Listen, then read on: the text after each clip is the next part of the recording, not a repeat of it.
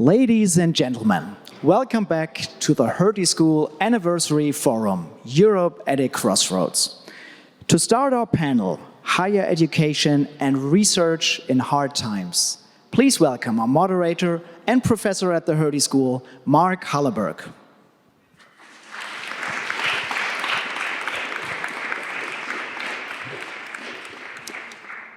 Thank you very much. I should say we do have one speaker who may be joining us. He is at a reconstruction conference right now on a very important policy issue, and he may still arrive. In the meantime, let me just simply say, dear guests, dear Professors Randeria and Weiler, dear Hertie Foundation representatives, and of course, dear Hertie School community, which I see is indeed here in this room. I want to first say good afternoon. The title of this panel is Higher Education and Research in Hard Times. To state the obvious, we do have hard times. This involves not only the war in Gaza, but other sorts of events that have indeed challenged our universities. Our themes on this panel include academic freedom, the role of universities as spaces to question how our world works, and the preferences of actual and possible stakeholders at universities.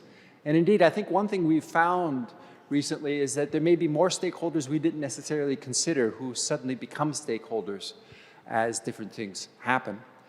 I would like, however, also for us to just take a moment to consider our place in Berlin, where we are seated right now.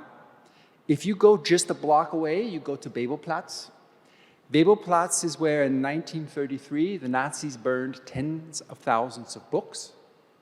If you go to the post-war period, it's the same place where the East German government was suspicious of students and suspicious of professors. These may be revolutionary elements that fight against the current order. It was probably the most watched place in East Germany. I have colleagues, though, at the Free University of Berlin who would look at me and say, you're talking too much about Humboldt. Humboldt's across the street. Let's think about the Free University. And there's a reason why the Free University has its name, why it was founded in the southwest of Berlin. And of course, if we go back to 1968, the beginning of student protests, to today, the Free University has been quite active and a place for a lot of different sorts of protests. So in terms of our place in Berlin, I would argue that this is a very good place indeed to have a discussion of academic freedom, what it means, what its impact is. At the same time, I am delighted with my panel that I have here next to me, because if I think about people who would know something about this, if you look on the stage, there are some commonalities and there's some differences. And before I introduce them individually, let me point out that both either are currently or have been a university professor. Now, of course, the university professor sees these issues and has to take decisions, right, in difficult times. They've dealt with different sorts of trials and challenges over time. But of course, they also come from different countries. They come with different disciplinary backgrounds, and of course, different life experiences. So let me start with President Shalini Randeria. President Randeria was educated at the universities of Delhi, Heidelberg, and Oxford. She is indeed returning to Berlin today, however. I mentioned the Free University. She did both her PhD as well as her habilitation down in Dahlem. In terms of her position, she's held professorships both in Vienna and in Geneva, where she was director of the Albert Hirschman Center on Democracy. She is currently the president of the Central European University. She is both a sociologist and social anthropologist, and her work covers soft authoritarianism as well as forced displacement. Now, President Randeria, it would seem if you're an expert on soft authoritarianism and on forced displacement, you make the perfect president of Central European University. Indeed, one of the questions I have is if you think about the pressure that indeed the CEU has faced, what have you learned about academic freedom? So let me give the floor to you. Thank you very much. In a way, it's really ironic that my 3 decades of scholarship on forced displacement in India, displacement of rural communities and displacement of urban slum dwellers should suddenly be relevant to the involuntary displacement of the CEU as a university in Europe within the EU. And in a way, I wish it were not so. But the other expertise on soft authoritarianism comes with having set up the Albert Hirschman Center on Democracy in Geneva. And that's equally an expertise I wish I didn't have, because both soft authoritarianism and forced displacement are phenomena which one really wished we did not have to live with. And therefore, it's in a sense ironic that I have the office I do, but what I do want to start out by saying is times have been hard always, depending on where you were in the world. Times have not suddenly become hard for universities just because they've become hard for some universities very much recently. So I don't want to put on my Indian hat, because I can tell you stories about hard times in Indian universities, and especially for students who have no access because of the economic inequalities in the country to university education in India at all. So I'm going to bracket that out. If there are questions on that, very happy to answer those. I'm going to talk about the threats universities are facing, and especially humanistic social sciences. That's the profile of the CEU. It's a profile we share with you. And we share with you the Alliance membership in Civica. I'll come to that in a moment. But the larger threats that universities and humanistic social sciences face in a situation where liberal democracies are under threat, not only in Eastern Europe, as you would like to think, but in Southern Europe and outside of Europe as well.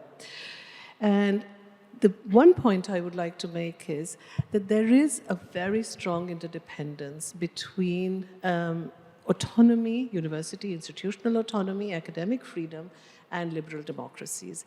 They are, one is the sine qua non of the other. So it's not just that universities need liberal democratic institutions of a free press, rule of law, and independent courts and media in order to be able to function as autonomous institutions, but liberal democracy needs universities. It needs universities not only to produce knowledge which is not contaminated by political ideologies and agendas, but it also needs informed citizens. And that's what I'm going to argue, concerned, informed citizens who are competent. And they are the ones which we train at our institutions, who will secure the future of these liberal institutions and democracies. So it's a very, very close and interdependent relationship, which I think we really need to think about carefully. So that's the first point I want to make. So it's not enough for universities. There are people who think universities should not have missions and they should not embrace any kinds of values, and I think that's a wrong position. I think universities have a very serious mission, and the mission is to be able to make sure that the conditions under which universities can operate as autonomous institutions are maintained and are strengthened and deepened. So universities cannot be somehow hyper-professionalized bastions of scholasticism far away from the world, but to use Albert Hirschman's idea of worldliness, universities have to engage with the world, and they must engage with the world. The question is, how should they engage with the world? And we'll come to that in a moment. So, they cannot be indifferent, as Ron Daniels says in his book, What Universities Owe to Democracy, and this is a quote from Ron Daniels: universities can neither be indifferent nor passive in the face of the slow and systematic dismantling of liberal democratic institutions and principles. Now, soft authoritarianism. Why do I use this strange term? It's just to characterize a certain kind of regime which is no longer liberal democratic, but is democratic in the sense of having won elections. But the parliamentary majorities which these regimes have won are then used systematically to erode, corrode, and dismantle liberal principles and institutions. So this is not a case of tanks out on the street. These are not full-blown autocratic regimes of Mr. Putin's kind. But these are regimes which operate by subverting the rule of law using law and courts and constitutions. And this is what makes it very, very difficult in the beginning to identify the slide towards soft authoritarianism. And I think they're going to stay soft and authoritarian. They're not going to get into full-blown dictatorships because they are garnering their legitimacy through the elections, but having got their parliamentary majorities, they then dismantle liberal principles. So what they then attack, the first thing they attack is the independence of courts. We saw that in Hungary, we've seen that in Poland, we've seen that in Turkey. And then once they have that, they put constitutions into place, which are corroding a lot of the liberal principles. Then comes an attack on media, comes an attack on civil societies, and finally an attack on universities. So I'll come to the case of CEU in a moment, just so that you understand the kinds of threats that there are. And they are very interesting, the way in which Orban forced CEU out of Hungary. So 3 very important points which I want to make there. Number 1, he passed law, Lex CEU. It wasn't called that. Everybody calls it Lex CEU. This law was called supplementary to something about institutions with foreign affiliations operating in Hungary. So you would not even notice it has anything to do with CEU, but it only had one case in mind, which was the CEU. What it did is then, it did not, the Orban regime did not revoke the license of CEU to operate. It just said, the law said, universities cannot operate in Hungary if they have an affiliation outside, which is all our programs were US accredited, and therefore the CEU should have a US base, which we didn't have. So we were like the American University of Beirut or American University of Cairo. We did not have a base in the US. Okay. So we set up headquarters, a base in the US. He sent out a delegation to take a look at that. That delegation said, we now fulfill the conditions of the law. He therefore dismantled the delegation and said he'll appoint new people to inquire into whether we fulfill the condition, and he never did so. So technically, our license to operate in Hungary was never revoked. So he can go out in public and say, CEU left of its own will. They can still operate in Hungary. But they cannot, because what this kind of use of the law through administrative fiat and instruments does is it has a Damocles sword on your head. You are in a situation of arbitrary use of law in a sense that it can be used in any form against you tomorrow. You cannot run an institution under these circumstances. So it's a very good example of how these regimes operate, and this is something which is not specific to Mr. Orban, unfortunately. The second point I want to make is that all of these soft authoritarian regimes are operating from a similar kind of playbook, and they are copying one another. They're testing the limits of what they can do, and copying laws also from one another.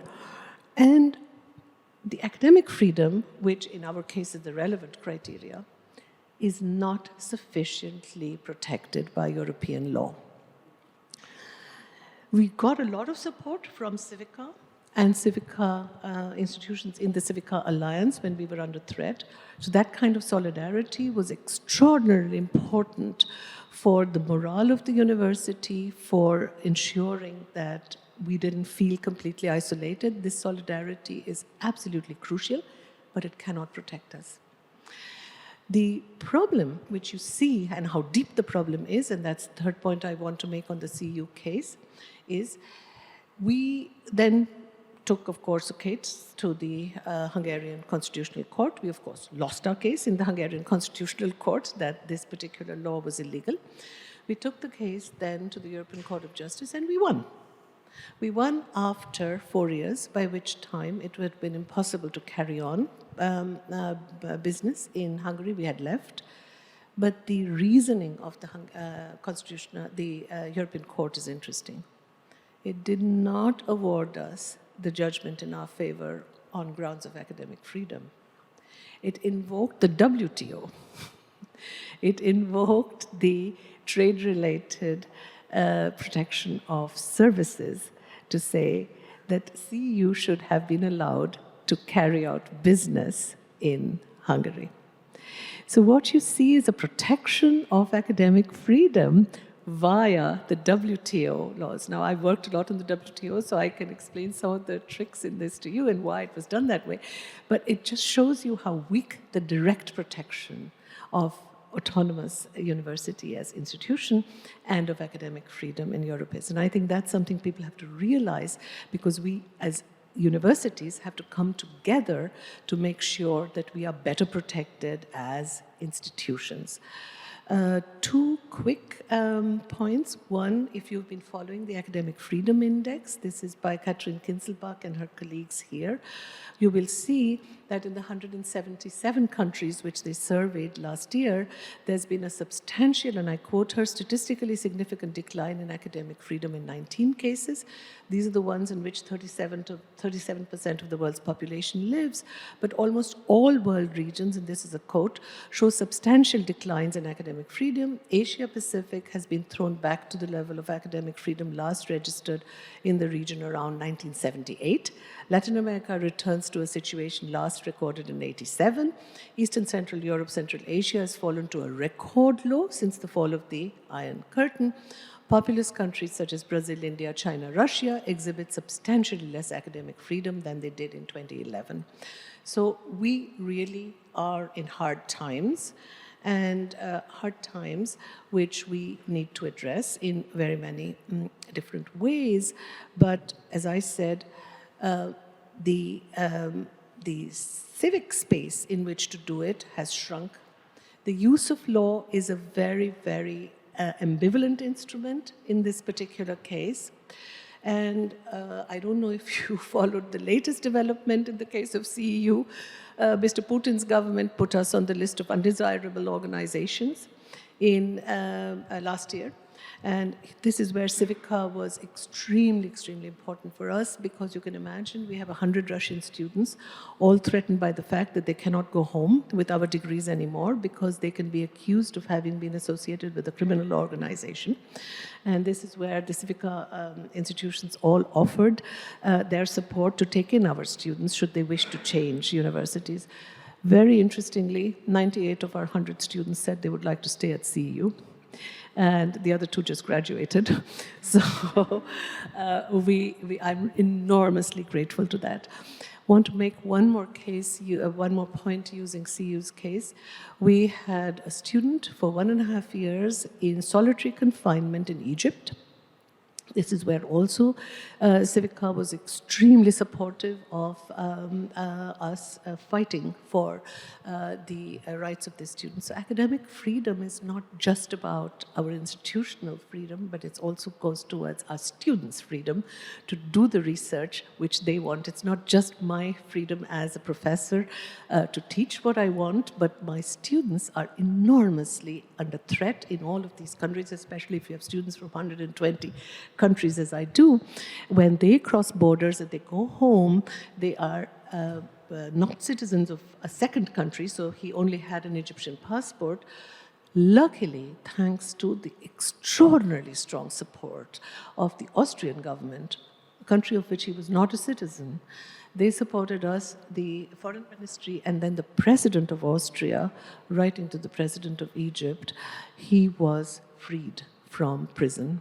He's not allowed to leave the country, but he is at least free to move in his own country. So I want to remind you that academic freedom affects our students and their research in their home countries. It also affects their ability these days to cross borders. And this is not a question of academic freedom, but it's a question of institutional autonomy. Our problem is that student mobility is highly constrained because of the visa regimes that we have in the countries in which we operate.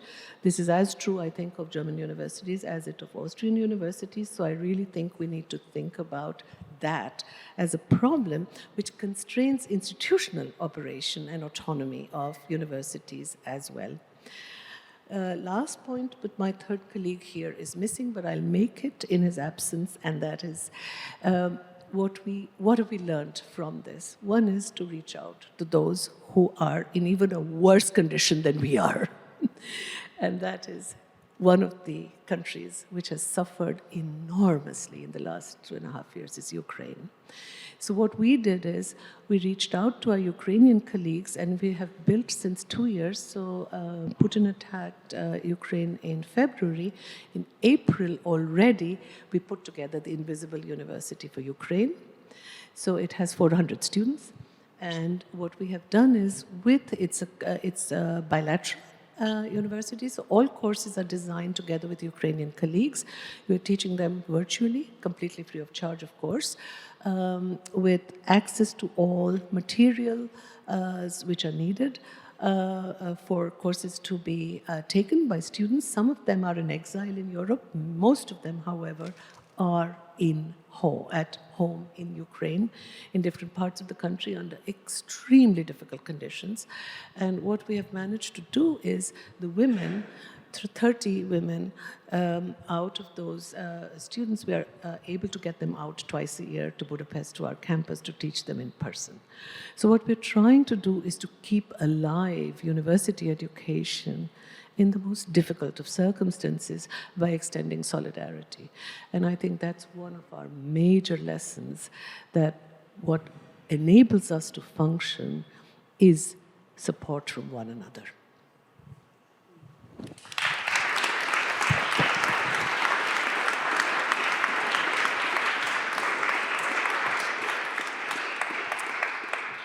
Thank you very much for your comments. One theme that I got here is the importance of law when I think of public policy. It may be the use of law to undermine academic freedom, or it could be the use of law, indeed, to buttress academic freedom. And I think it's then appropriate to go to the law professor who is sitting right next to you and think a little bit about some of these legal elements, right? Professor Josef Weiler studied law basically here in Europe. I still count the UK as Europe, so I would add Sussex. The Hague Academy of International Law, Cambridge, another UK university, but also the European University Institute in Florence, which is colloquially known as EUI. He served both as a professor of law and later as president, indeed, of EUI. At the same time, he knows the United States and the US academic environment and reminded me about why Berlin is much better than Los Angeles, believe it or not, Andrea, during the coffee break. Prior to his appointment at NYU School of Law, he served as professor of law at the University of Michigan, which is a top law school, and held the Manley Hudson Chair of International Law at Harvard Law School. He's written widely on EU constitutional matters, EU constitutional law, international trade. So we think about what the role is of the WTO. He's also done a lot of things with the WTO, and taking us in yet another direction, the relationship between law and religion. Indeed, he edited a book in 2021 entitled Strengthening Human Rights Protections in Geneva, Israel, the West Bank, and Beyond. And his 1985 book, Israel and the Creation of a Palestinian State, is about to be reissued by Routledge. Now, he was recently appointed to the Radboud Kantorowicz visiting professorship here at Hertie. With that introduction, let me ask you to think and reflect a bit on the state of academic freedom today. Of course, you come from New York. You come from NYU, where there have been lots of discussions, lots of protests. We hear a lot from New York, from Columbia, and we very much welcome your thoughts and comments today. Thank you for coming to Berlin.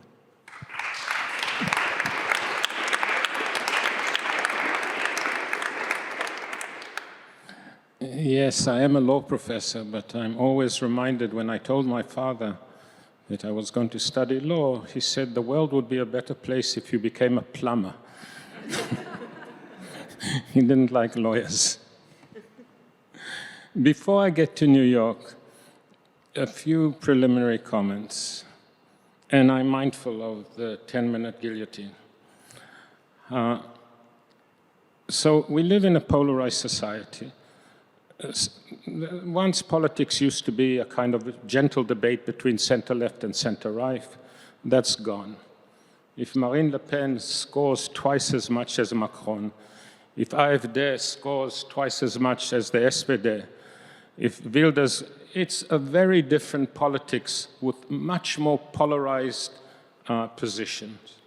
But there's a second dimension to polarization, and that's the polarization of the way we conduct our discourse, our civic discourse, our political discourse. For the most part, it's done on social networks, on Twitter, on Instagram, on TikTok. And the discourse is shallow. One is not interested in Twitter, and it's amazing how many of our politicians use Twitter. One is not interested in refined, reflective, fine-grained analysis of complex issues. It's simply, are you for us or against us? In 147 characters, and then a Twitter storm and invective. It's a different kind of danger to our democracy when we don't have a serious discussion, a serious analysis, and most of the complex issues we are facing, whether it's climate control, whether it's Gaza, take your pick, are complex. They rarely black and white. They're usually black, a lot of gray, some white, and that is lost. Why am I saying that? Because our universities are one of the last places, or maybe the last place, where one can have that kind of discourse which is so essential for civic life, where we both see not always positions we like, we debate them in a serious way, we challenge people in a civilized way, and we allow people to reach a conclusion which is based on analysis, which is based on hearing more than one point of view, instead of just a tweet of 147 characters, or TikTok is 20 seconds, Instagram a few photos. So the universities have acquired more than ever an important civic function as guardians of sober, reflective analysis of the social problems and the political problems that a society involves. Now, what I'm going to do, and I'm just going to introduce the three themes and then come back to it later. I want to present three issues from the point of view of a president of a university. It's very different when you're in that position of responsibility. Cornelia, it's lonely at the top, isn't it? You have to take a decision. Everybody, in Yiddish we say kibbutz, tell you do this. Is that also German, kibbutz? Tell you do this, do that, but at the end you have to take a decision. And in today's world, whatever decision you have, somebody will scream. So here are three issues: current, fierce, important, that presidents of universities face. On the one hand, so problem number one. On the one hand, if we are the guardians of serious discourse on social and political problems, that would argue towards a quite extreme position of free speech. You want to hear all points of view. You want to hear points of view that you don't agree with. You want to challenge those points of views. On the other hand, we are aware, precisely because of this position of the university, if I invite X or if I invite Y, in some ways I'm making a statement that his or her position are worthy of being on the platform and being debated.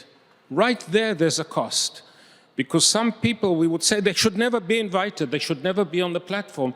If I invite them, even if I argue with them, I have given them some kind of gravitas, some kind of recognition. So how does a president of a university reconcile these two conflicting instincts? Free speech, open discussion, not only points of view with which you agree. Old Voltaire, I hate what you're saying, but I will guarantee your right to say it. And on the other hand, recognizing for real that inviting certain people, even if I'm going to demolish them in the argument, has given them a platform. Free speech or deplatforming? Dilemma number one. And for a president of a university, That's not an easy one. Dilemma number 2. Should the university express an opinion on political issues? We in Germany, so the past that never goes away, we remember the silence of the German universities in the 30s. So shouldn't the university take a strong position on whatever you want? Because it has that kind of responsibility. I won't go into it, but when I come back in the second round, I will show you why that decision, whether a university should publicly express an opinion, is so complicated and so difficult for a president of the university. I'll give you just a hint.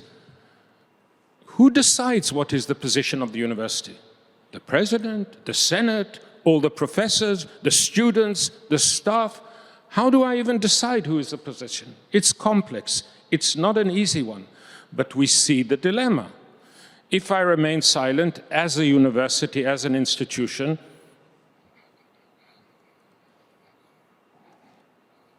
never say, never again. If I express a position, a whole Pandora box also opens. I'm sure you're facing this decision here right now. And the third one, what do I do with student protests? We welcome student protests. The biggest enemy of a modern democracy is apathy. When people are just thinking, I have my orange juice in the morning, I read in the newspaper, or not in the newspaper, who reads newspaper? At least on my phone on the newspaper. Something terrible happening somewhere, I say, isn't that awful? And then I go to work. Apathy kills democracy. So student protest, engagement, and especially not on issues which affect you personally because you care about the world, are important.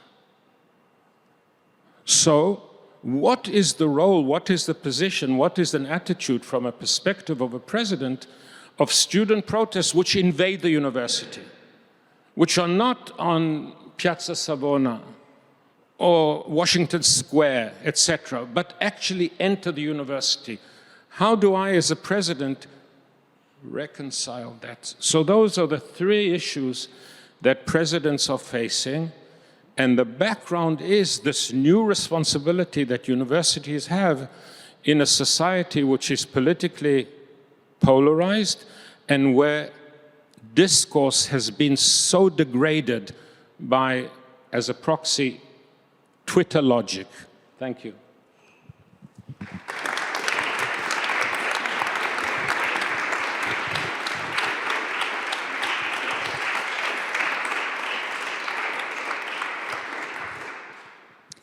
Now, Professor Weiler, I noticed you didn't resolve any of our dilemmas.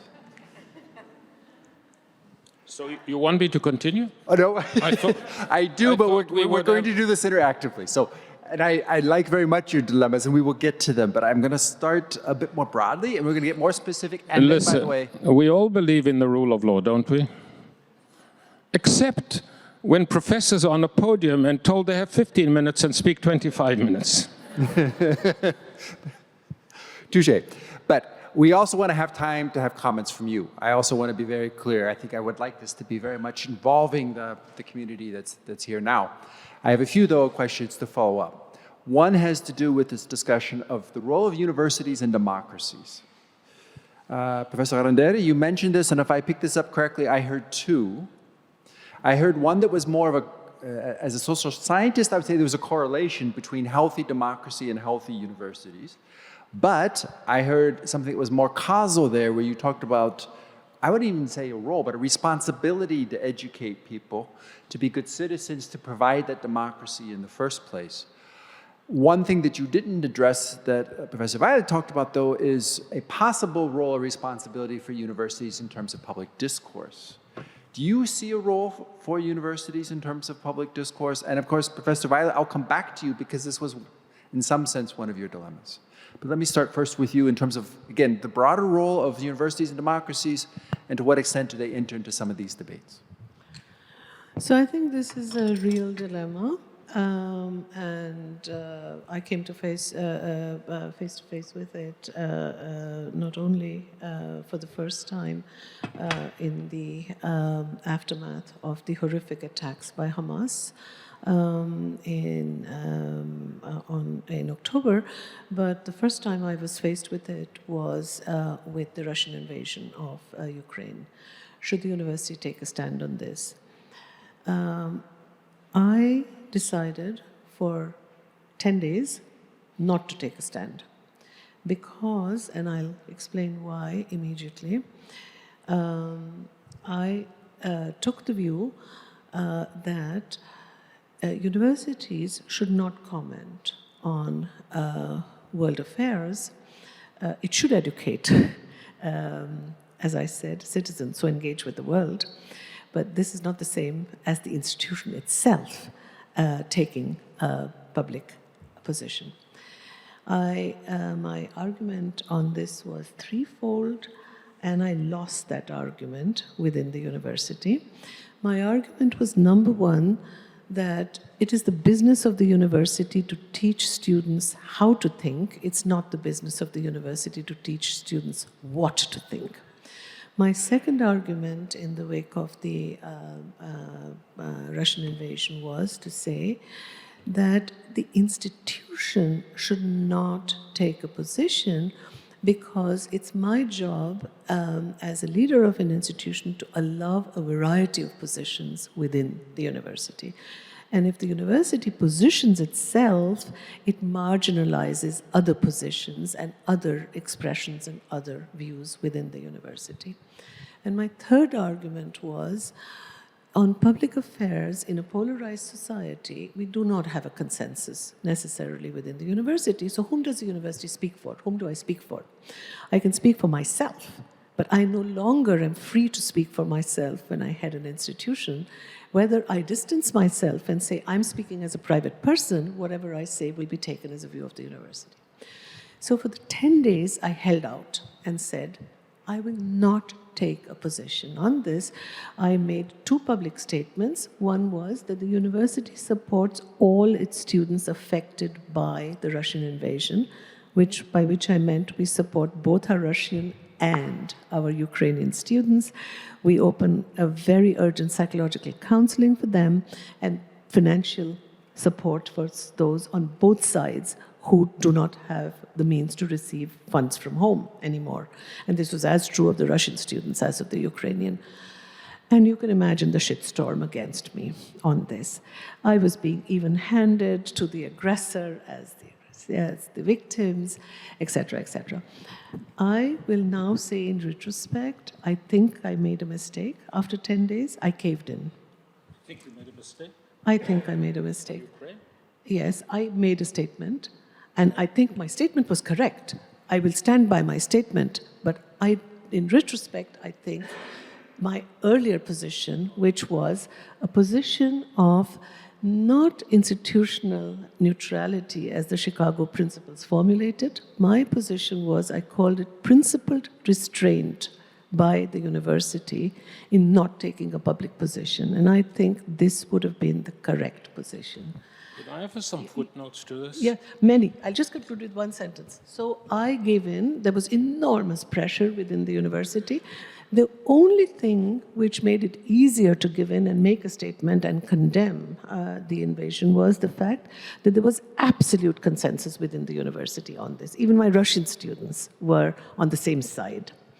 And I then made the statement, and I will stand by the statement I make, but I really think that if it becomes a precedent, it becomes a problem, and this became apparent then in the aftermath of the, as I said, horrendous attack by Israel and then the Gaza war.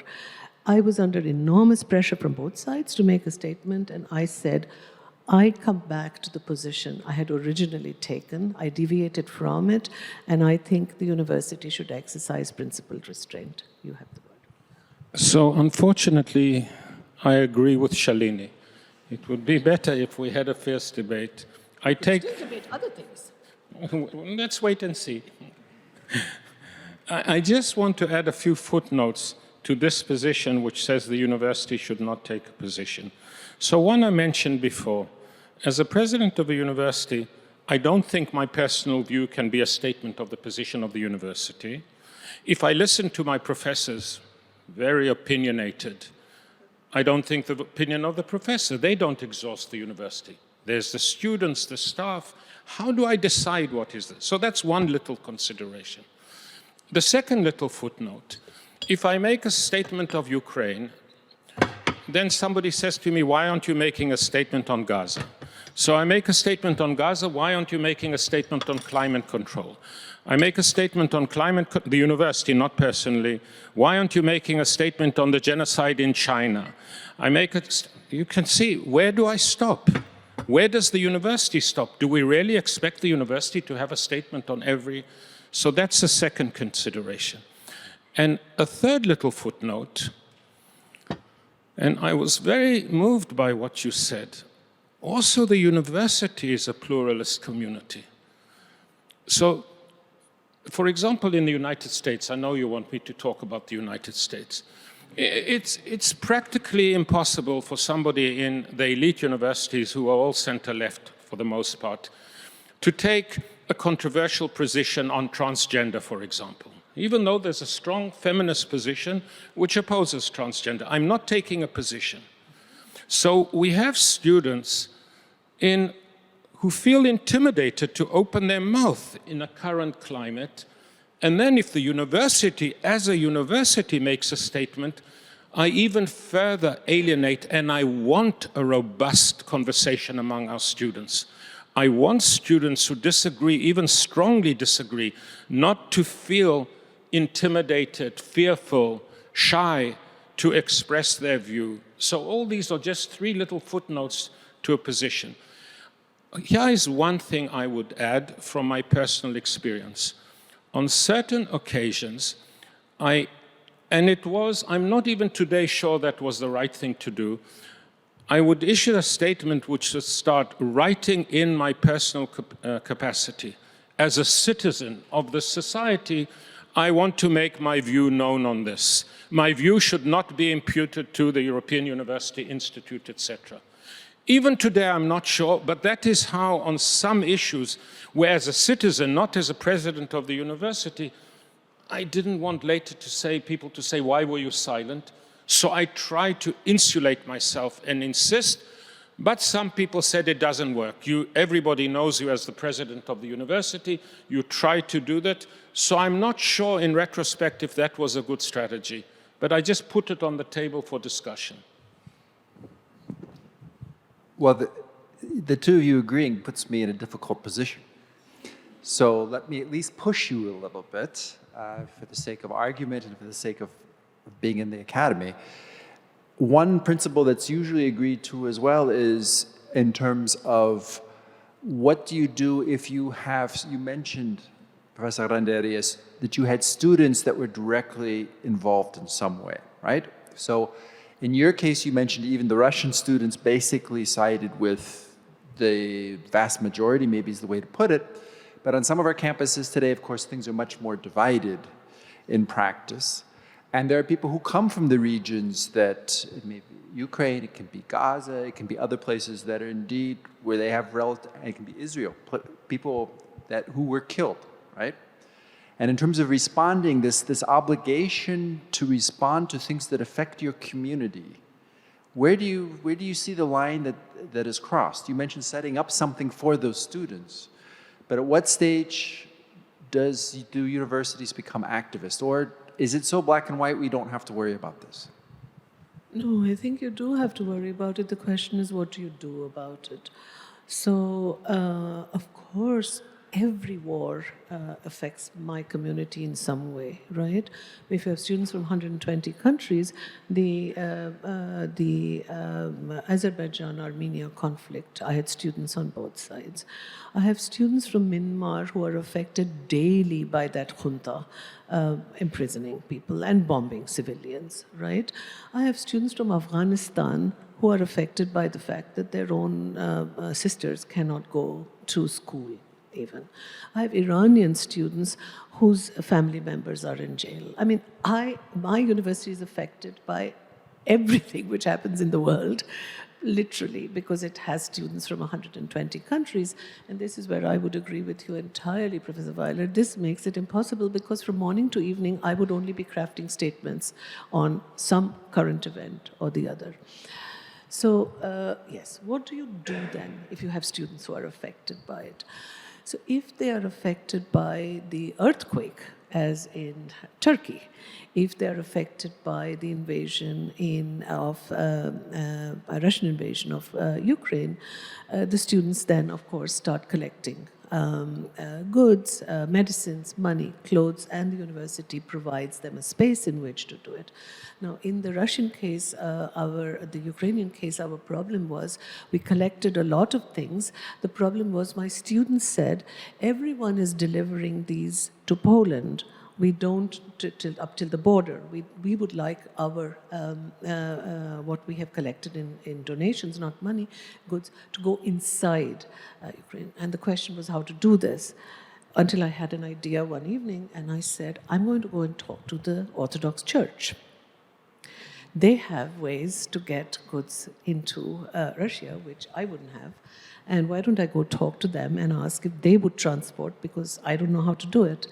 And I went and talked to them, and they said, yes, they would do it for us, but we have to sign an MOU with the church. And then my legal office said, we've never signed an MOU with the church. How are we going to do this? And we did it, and they took our stuff. So I think there are ways which you can find to help. Then the polarized situation in the Gaza and the Palestine case becomes the situation of you need to extend help to students on both sides. They were traumatized. My Israeli students, Israeli Jewish students, were traumatized by the Hamas attack, and the Palestinian students were traumatized by what followed after that in Gaza. So what you can do, so you do have a responsibility, but I don't think the responsibility is to make a statement. I think the responsibility is to help financially, responsibility is to help psychologically. My first conversation immediately on the day of the Hamas attack was with my Israeli students, and I said, are you well enough to attend classes this week? Or would you like to be excused from any papers you have to submit, any exams you have to take? Can I help you in any other way? And of course, some of them said, make a statement. And that would be the best you can do for us. But what I tried to do is everything else which I could do for them. And I think it was right, as I said. And I think what I did do is to excuse them from classes. And I wrote to all the professors in whose classes they were to say that they don't have to bring in their class exams or whatever they were writing, because I thought it is an impossible situation under which to be able to just study normally. It is not normal what happened. And the same then extended to the others. So I think, yes, the responsibility is there, but the question is, do we meet the responsibility by virtue signaling and writing up a statement and then not doing anything? And I think what we did was much more to provide assistance to our Ukrainian and Russian students, to set up the Invisible University for Ukraine, to continue to provide support to our students who are affected by all of these events. I think the other thing I did, and this answers the other dilemma that you said, what would be the limits of free speech? How much should we be allowing? What kind of protest and free speech should we allow on the campus? And here I got a lot of flack, but I did do this. Several of my departments put up position papers on their websites, and they were differing ones. Our Jewish Studies program put up a very different statement, as did our Gender Studies program, and I did not ask any of them to take down their statements. I just said, you have to individually sign them. You have to take responsibility for the statements that you make. And my second point on this was to say that all of this has to be within the limits of Austrian and EU law. American First Amendment allows very different legality on this. Here, it's a different situation. And then I had departments which wanted to organize teach-ins. And I allowed them. I did not cancel a single lecture, even if I disagreed seriously with some of the things which were said, because I was of the opinion the university must be a safe place for dissent and discussion, but I didn't organize any of those. I allowed room for those to be organized, but people had to take responsibility for what they organized. But I did speak to every speaker who was going to speak in the first series and said, this is not the USA. It's not First Amendment rights. I'm going to tell you what in Austria is Hamas has been declared to be a terrorist organization by the EU, and in Austria, Holocaust cannot be denied. This is a criminal offense, and you should know this when you give a talk at my university. Austria has a different historical background, which you need to be aware of, and what is the background to these laws. Having done that, I did not cancel, and I think I was the only rector who did not cancel talks. Got enormously bad media publicity in Austria for that, but I'm willing to take the flak. I think I was right. Very good. Professor Weiler. It's really getting tough. I agree with you too much. On the first question you asked, so I really agree with what you said. I want to conceptualize it.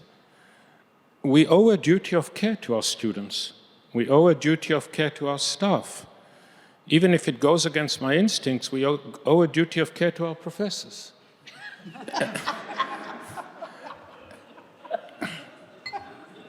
And when a part of my community is in distress, I exercise my duty of care to the best of my ability. And I want to add one thing that seems trivial, but it's not trivial. The fact that I will issue a statement on the part of the university might compromise my ability to exercise the duty of care. It might come across as hypocritical, as false, etc. So we're really on the same page there. On the freedom of speech, so between freedom of speech and cancelling and deplatforming, I think in the current state, and this is definitely true for the United States, a little bit less true for Europe, I fall on the side of free speech, and cancelling should take place really in extreme situations. The list of people I wouldn't invite because of their views, my list is a very, very short list.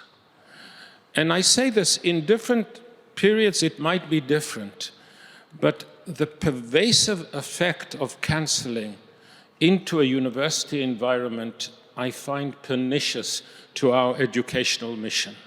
Now, one can take different views on it, but where I stand, and I'm so happy I'm not a president of a university in the United States today, so I can kibitz from the side, I tend towards the freedom of speech and very, very limited cancelling. There's something there are two things that are educational. First of all, it teaches tolerance. You really have to be tolerant to positions you don't like. So let's leave Gaza aside, take abortion. It's an inflammatory issue. People feel extremely strong about it. There's so many demands for cancelling. If you're not pro-choice, if you're pro-life, you have no place in. It teaches us tolerance. Secondly, it teaches our students how to conduct a debate. Rationality, not who shouts loudest. Not who shouts loudest. What I would insist, and echoing you, there has to be rules of the debate. If I invite a politician, and I have, for example, I invited the Polish Prime Minister, the previous one, the controversial one. And many of my colleagues were saying, how can you invite the Prime Minister of Poland with democratic slide, etc. And I explained, I invited him because I explained to him the rules of the game. He would come, he would not give a speech that he would give in an electoral meeting. He would sit next to me, and I told him, I'm going to ask you the hardest questions that I can think of, the questions that your most fierce critiques would want me to ask you. And then you could reply. There were 1,000 people in the room, and people could make up their minds. So that was the condition for the debate. My dean supported me. I asked him, would it be okay if I invited Donald Trump? And he said, on that I have to think, because he wouldn't follow the rules of the debate. He would say that he would, and he wouldn't. So that's a different case.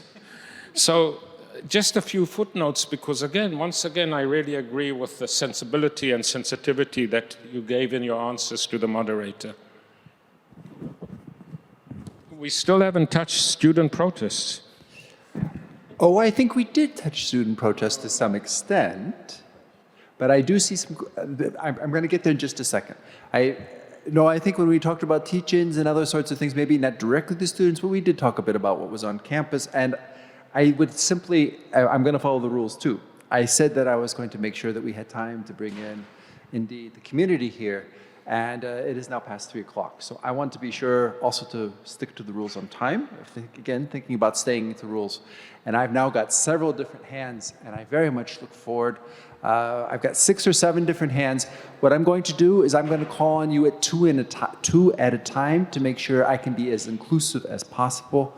I hope to get to all of you. I can only do that if you follow the rules and be very brief.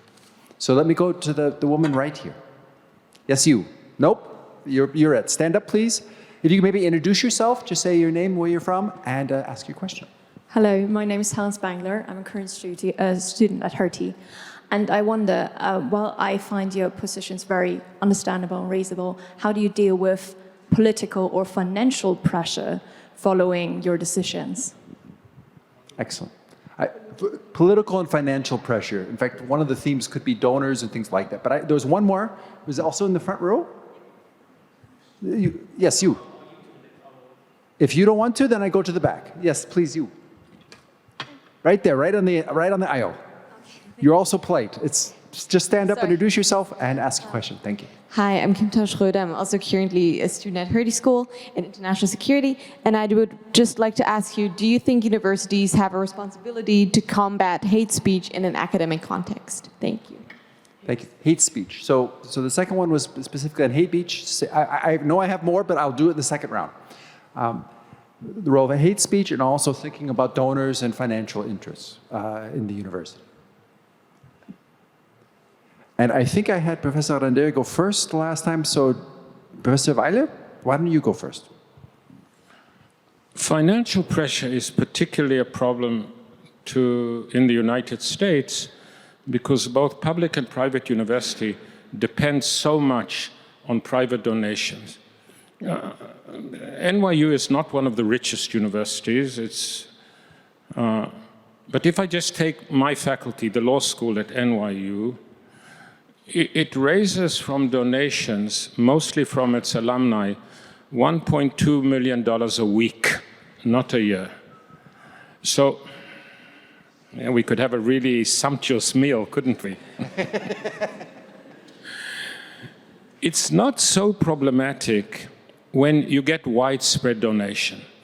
But then some guy comes along and he or she says, I will give you over the next 10 years $50 million. The dean has a very broad smile on his face. And then, as we've seen recently around Gaza, etc., the guy says, if you don't do this or if you don't do that, I will cancel my pledge. So it's easy for me to say this because it's not my responsibility. And once you have the responsibility, everything looks different, doesn't it? I would say I've also raised quite a lot of money. That's the life of American academia. But I've always insisted in the agreement of the donation that there can be no interference in the conduct of my institute. And at some point, one of the donors, one of the important donors, didn't like what I was doing, and he just says, I won't give you any more support. And I said politely, thank you, and impolitely, I'm not allowed to use the F word, right? But the second word is off. When I took the donation, aware of this problem, I said to myself, what happens if it gets cut off? It could get cut off not for political reasons. It could get cut off, and I wouldn't take it if it would threaten the viability of the institution. Political pressure, one just has to resist. It's a betrayal of the idea of the university. Now, even there, political pressure here in Europe is more complicated, because there are various ways governments, public authorities, sometimes not so subtly, sometimes subtly, can retaliate if you tell them off. So, not easy questions, but if we compromise our identity, this sounds so, I don't know what to say, bombastic, but it's true. Sometimes the most bombastic statements are true. If we If we compromise our independence, independence of inquiry, independence which professors to appoint, a very controversial professor, we are on a real betrayal march to what we are in the idea, my idea of the university. That's where the trésor des intellectuels, trésor des clercs begins. If it affects what I teach, how I teach it, who I appoint as a professor, etc. Very helpful. On the hate speech, I'll let you speak. Oh, I thought you were going to. The problem I have with hate speech, look, we talked a little about it before, because this brings into sharp relief, on the one hand, our commitment to open discussion, to controversial views, etc., and my duty of care, right? Because hate speech harms people. You know, if somebody says to me, you lousy Jew, I've heard it too many times in my life. But if it's a young 20-year-old that hears it from a colleague, it's painful. I should take care of that. And I can give other examples. Where I find it difficult, and a few times when I served as president, I had these cases, it's where do I draw the line between what somebody would say, but that's just my political opinion, and somebody else would experience as hate speech. And all of you can think of examples where you yourselves will have difficulty in drawing that line. This one statement, but this is what I believe, and this derives from my moral convictions, etc., and somebody else experiences it at hate speech. You're denigrating my identity, you're denigrating my group, you're denigrating my history, and things like that. Those are the difficult cases. There's no recipe. There really is no recipe. It will always be a call of how do I reconcile the open discourse with my duty of care. And I'm sure you will sympathize with me because you're still serving, and Cornelia, you will sympathize with me. These are situations where a president of a university cannot get it right. Whatever you decide, some people will not just be angry, will be very angry. But there's no option. You have to make a call. Do I characterize it as hate speech and censor the person who made it and said, in our university, this kind of speech will not be tolerated? Or do I say precisely because I believe in open discussion, it will be tolerated? And some people will say, how uncaring you are, how can you allow that abuse? In these situations, whatever you decide, it's damned if you do, damned if you don't. Damn, we can stay, can't we? Okay, please. So very Randeria. quickly, I mean, this is really a conversation in each of us agreeing with the other. So I'm going to agree with everything that you just said. But just to remark, so I was very lucky in the case of the question we asked first, political or financial pressure. I have one big donor, which is Open Society Foundation, George Soros, now taken over by Alex Soros. So I was extremely lucky. I could have been in this position of one large donor, and if they had pulled out on anything I had said, university would have collapsed, right? So I was extremely lucky that the donors have never interfered with anything, no hirings at the university, nothing on curricula, nothing on what we do internally. And especially on my position of taking a principled restraint as the university's position and not issuing a statement on the Palestine Gaza case, I had explicit endorsement from the board and from my trustees on this. So fortunately, I was not in that position. As to the political pressures, I think there is only one answer, which is to resist them. Because, they can come today from one direction and tomorrow from the next. You don't know who the next elected government will be. And it's a very slippery slope. You start allowing them to tell you whether you are allowed to have a BDS activist giving a speech in the university, or if you should be policing people's Twitter accounts before you allow them to talk at your university. This is, I think, the beginning of the end of academic freedom. So I think this is something I would be very, very strongly in favor of just resisting. Combating hate speech, I couldn't agree with you more, so just two quick ones. Question here is, what if students do feel hurt in the classroom, which happens, right? So they come and say, the professor didn't put a stop to this and that, and I was very upset by something someone was allowed to say. And what do you do? So I think the university as an institution has to have mechanisms for this. So what we do have is we have an ombudsperson's network, and I say to them, you should go there, because I think first what one should try is to see if the two can be brought together to have a conversation with one another and to see if this difference can be somehow resolved. If it doesn't get resolved, we have a disciplinary committee and students can file a complaint, and then it's a much more complicated mechanism in which evidence will be taken, and the disciplinary committee will then take a decision. It then comes to me, and ultimately, yes, I have to take the decision what I do then with the recommendation of the committee. But I think it's important that we have the institutional mechanisms on hate speech. Last thing, which I failed with in the Palestinian case, I suggested there is a method, which I don't know if you know, it's called nonviolent communication. It's a very interesting method because I know it from Indian schools, where we have a lot of, in the last years especially, very, very polarized situations between Hindu and Muslim students, etc. So this is not an Indian method.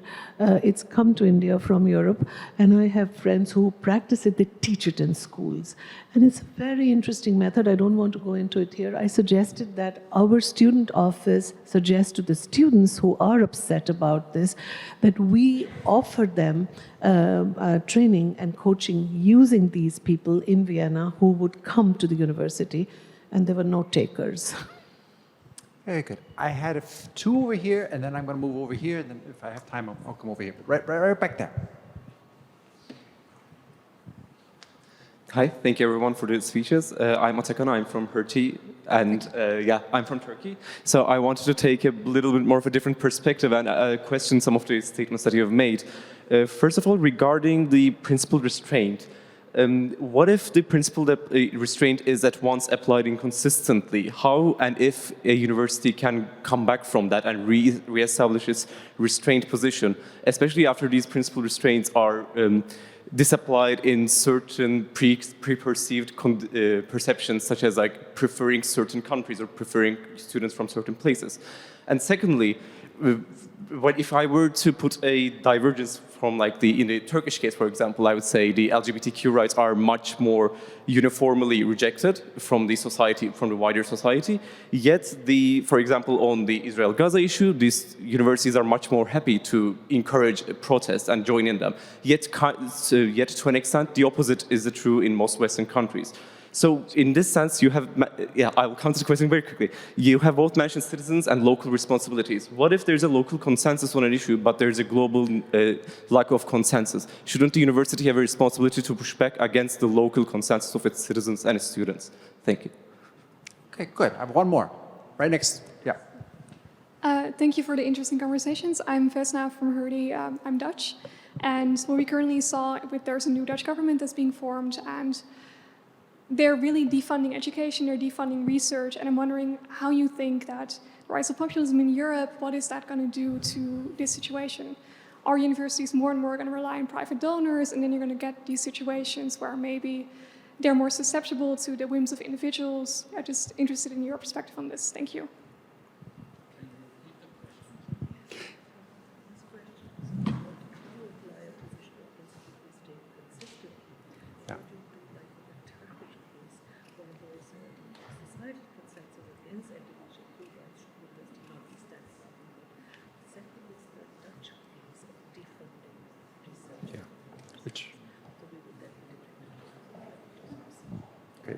Which relates to funding, but from the state as opposed to, that's how I interpret the second question, relating to the state as opposed to individual or private donors.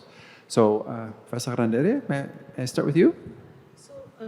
I think it's important to apply the principle of principled restraint consistently. And I think that's why it's a good principle. I would only not apply it in the case, I think the university has only one responsibility as an institution to take a stand, and which is when academic freedom or university autonomy is threatened. I think this is when universities must speak up as universities.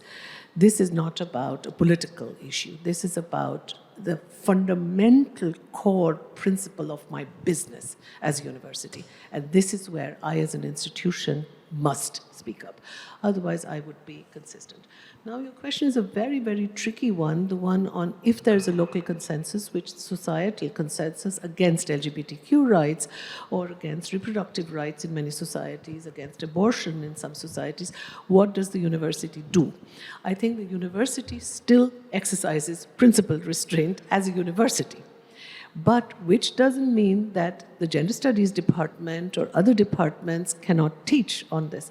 So you have to protect the right of your students, your professors, your staff to take all the positions that they want to take on these issues without the university taking a position. And that is about, and then you have to be consistent on that. So I think this is an important point. The Dutch one is a very interesting case for me because it's not just of defunding research and universities. Your government has done, and your rectors have done something which I would not have imagined 10 years ago or even 5 years ago. They are deglobalizing your universities. They have gone nationalist. And they want lesser foreign students. They want to teach again in Dutch. And I can understand wanting to teach in Dutch because of the disadvantage it puts some students too. So I think access to education is a very important national public good. Education is a public good. It's not a private good. And therefore, I can understand the second part of the logic to say this disadvantages those who don't come from certain families and backgrounds. But defunding of education and nationalizing universities, I think, is absolutely a move in the absolutely false direction. Thank you. Professor Weiler. Amen. Okay, good. I've got here and then here. So back here and then over here. Thank you, Simon Walker. I totally agree with the analysis of principled restraint and appreciate your conversation with that. But there seems to be internally a lot of decisions that need to take place at a university that perhaps do affirm a position on some of these more controversial issues. For example, building things like non-binary bathrooms within the university, perhaps divesting from fossil fuel, or even divesting from Israel, as has been called for. these might not be making a stance on where the university is, but they are positions that the university has to somehow answer to. There's not a way where you can say climate change is real and perhaps carry on investing in fossil fuels unless you believe that the market functions separately. So I take that as a comment rather than a question, right? Well, I guess my question would be, how do you answer those internal disputes if you're not making external? Where's the boundary, perhaps, would be another way of phrasing it. Have to be fun. Yes, go ahead. Johannes Müller, I'm a Hertie student. First question would be the protest that you mentioned. Where do you draw the line here? So in Berlin universities, we had some protest camps with anti-Semitic chants, and then we also had an occupation of the Humboldt University with smearing of red targets on certain scholars. And unfortunately also this event just was outside. It must have been some students tagged with Stop Arming Israel. So where do you draw the line in the student protests? Okay. Second thing is... very quickly, because I want to make sure we very get quickly, how do you make sure to stay part of the national discourse when you are an international university? And also giving this Dutch example, where do you maybe see mistakes that universities have done in order to communicate to the very places where they are placed? Okay. I get a sense each of these questions has something to do with boundaries. I mean, if you could be an academic and make it more general, you could make it more specific, but there is something about where are the appropriate boundaries in these questions? So here on the second question, maybe a word on the first question. The word university is imprecise. If we once again do the reductio ad Hitlerum, the universities in the 30s in Germany were silent. That doesn't bother me. It's the fact that the professors were silent. The professoriate was silent. Nobody prevented them from speaking up, from doing the equivalent of teachings, etc. So the word university, that's one way to negotiate the very interesting question you asked. On protests, I have a view that many of my colleagues back in the United States don't agree. I'll need 3 or 4 minutes for this. Is that okay? Right. A university is a public space. But we have different kinds of public spaces. And we behave differently in different public spaces. You might be dying to pee, but you won't walk into a cemetery and pee in the cemetery. You just won't do that. Because there's something about the dignity of a cemetery that will prevent you from doing that if you're a decent human being. Take churches. You go into a church, if you're a male, you remove your hat. You lower your voice. You behave with a certain kind of decorum, out of respect to other people who might be praying, out of respect to the institution of the church, even if you are 100% atheist, real French-style laik. Let's say you're very angry with the Catholic Church. There's a lot of reasons to be angry with the Catholic Church, and I'm not taking a position. You might picket the church. You might stand outside and say whatever is on your mind, pedophilia, etc. But you won't go into the church and start screaming, would you? You would find a way that is appropriate to that particular public space. A university is a particular public space. I want to see students with strong opinion, etc. If they stand outside the university with a megaphone, I have no problem with that. But when they enter in the university, you put down your megaphone. You don't win arguments in the university by whoever shouts loudest. You don't win arguments in the university by ability to disrupt the function of the university. It's a little bit analogous to what I said about the church. You don't sharpen your sword, you sharpen your arguments. Now, the university has to provide space for those arguments. It cannot be oblivious to these things that are tearing us apart, that are tearing our students apart. But there's a difference, if we are to remain both loyal to the function of the university, and I emphasized how in this polarized society, the function of the university is so much more important, then it's not saying you cannot protest, but it's saying there's one way to protest in this public space and there's another way to protest in another public space. In a university, and I repeated an argument I made in a different context a few minutes ago. I feel very strongly about this issue, Gaza, so I will go in and I will disrupt and red paint and the loudspeakers and somebody feels very strongly about climate control. They will do the same with climate control.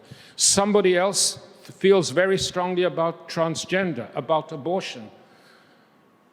Are we going to say in the university, everybody who feels strongly, in good faith, sincerely, about a moral issue gets the right to disrupt the functioning of the university?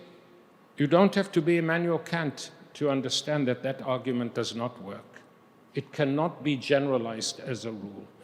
So all I'm saying is different places, different modes to express protest, and one should express protest.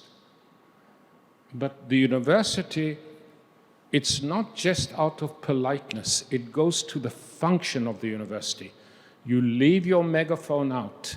You don't win an argument by shouting. You don't win an argument by disrupting. You win an argument by the power of persuasion, by discourse, by listening and arguing.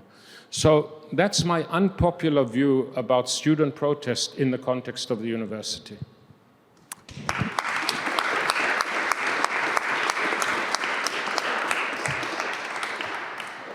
Professor Randeria. Just one sentence, because when I was asked this at my own university, I said that in the university, the force of argument must prevail over the argument of force.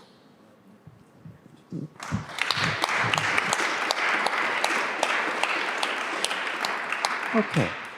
I think we are now basically out of time. I want to thank both of you. I knew that would be a privilege to chair this discussion. It was a privilege to have served as chair of the discussion. I want to thank both of you for your comments. I think we can continue. One other thing, I think we had a very good discussion. We had a very good debate and an exchange.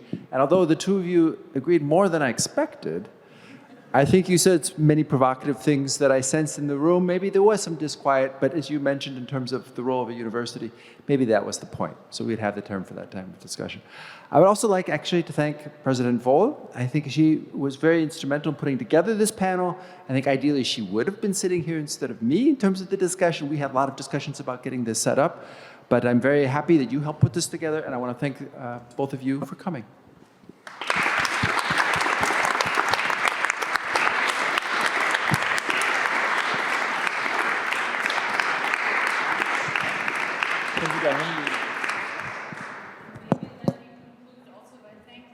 Joseph Weiler, Shalini, Randeria, and Mark Hallerberg for this very interesting discussion that we're hoping to pursue in 30 minutes with you.